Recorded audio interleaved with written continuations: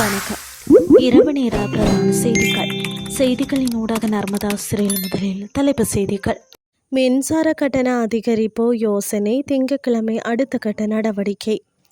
காரால் நேர்ந்த துயரம் 3 வயது குழந்தை பலி. பாகிஸ்தான் பிரதமரை எழுந்து நிற்கச் சொன்ன ட்ரம்ப் அமைதி கூட்டத்தில் பரபரப்பு. இனி விரிவான செய்திகள். 2026ஆம் ஆண்டின் 2வது காலாண்டிற்கான முன்மொழியப்பட்ட மின்சார கட்டண திருத்தம் குறித்த அடுத்த கட்ட நடவடிக்கை குறித்து எதிர்வரும் திங்கட்கிழமை அறிவிக்கப்படும் என இலங்கை பொது பயன்பாட்டு ஆணைக்குழுவின் தகவல்கள் தெரிவிக்கின்றன. அதன்படி சம்பந்தப்பட்ட திட்டம் குறித்த பொதுமக்களின் ஆலோசனை கோரல் உட்பட அடுத்த செயல் திட்டம் குறித்த தகவல்கள் அன்றைய தினம் அறிவிக்கப்படும் என்று தெரிவிக்கப்பட்டுள்ளது.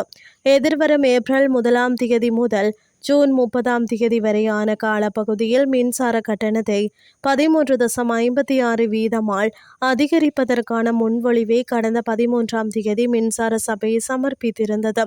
முன்னதாக 2026ஆம் ஆண்டின் 1ஆம் காலாண்டிற்கான மின்சார சபை சமர்ப்பித்த 11.57 வீத கட்டண அதிகரிப்பு திட்டத்திற்கு பொது பயன்பாடுகள் ஆணைக்குழு அனுமதி வழங்கியிருக்கவில்லை. தற்போது முன்மொழியப்பட்டுள்ள இந்த திருத்தம் குறித்து பொதுமக்களின் சமர்ப்பிப்புகள் மற்றும் ஏனைய காரணிகளை கருத்தில் கொண்டே பொது பயன்பாடுகள் ஆணைக்குழு இறுதி முடிவை எடுக்கவுள்ளது. பேருந்து ஒன்றை முந்தி செல்ல முயன்ற கார் ஒன்று எதிரே வந்த மோட்டார் சைக்கிளுடன் மோதி இடம்பெற்ற விபத்தில் 3 வயது குழந்தை உயிரிழந்துள்ளது.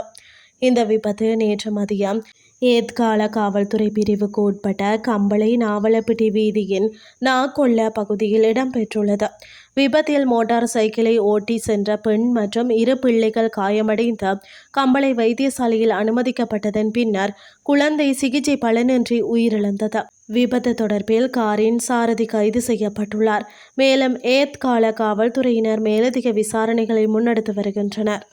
இனி வெளிநாட்டு செய்திகள். அமெரிக்க ஜனாதிபதி டொனால்ட் ட்ரம்பின் தொடக்க அமைதி சபை கூட்டத்தின் போது பாகிஸ்தான் பிரதமர் ஷெஹ்பாஸ் ஷெரீப்பை அமெரிக்க ஜனாதிபதி எழுந்து நிற்குமாறு பகிரங்கமாக கேட்டுக்கொண்ட நிலையில் அவர் பெரிதும் சங்கடப்பட்டதாக ஊடகங்கள் தெரிவித்தன. பிரதமர் நரேந்திர மோடி இப்போது எங்களை பார்க்கிறார் என்றும் ட்ரம்ப் மேலும் கூறினார். வாஷிங்டனில் நடந்த நிகழ்வின் பல காணொளிகள் சமூக ஊடகங்களில் பரவி வருகின்றன. அவை ட்ரம்ப் தனது உரையின் போது ஷெரீப்புடன் பேசுவதை காட்டுகின்றன. நீங்கள் ஷெஹ்பாஸ் ஷெரீப் உண்மையில் எழுந்து நிற்க வேண்டும் என்று நான் நினைக்கிறேன். தயவு செய்து ஒரு நொடி எழுந்து நிற்கவும் என்றும் ட்ரம்ப் அமைதி சபையின் முதல் கூட்டத்தில் உரையாற்றினார். பாகிஸ்தான் பிரதமர் தனது இருக்கையில் இருந்து எழுந்து குழுவின் மற்றவர்களை வாழ்த்துவதை காண முடிந்தது. மே 2025இல் இந்தியா பாகிஸ்தான் இராணுவ பதட்டங்களை மேற்கோள் காட்டி நிலைமையை தணிக்க வர்த்தக அழுத்தத்தை பயன்படுத்தியதாக ட்ரம்ப் இதன்போது கூறினார். இத்துடன் செய்திகள் யாவும் நிறைவடைகின்றது. அடுத்து காலை 8:30க்கு எதிர்பாருங்கள். நன்றி.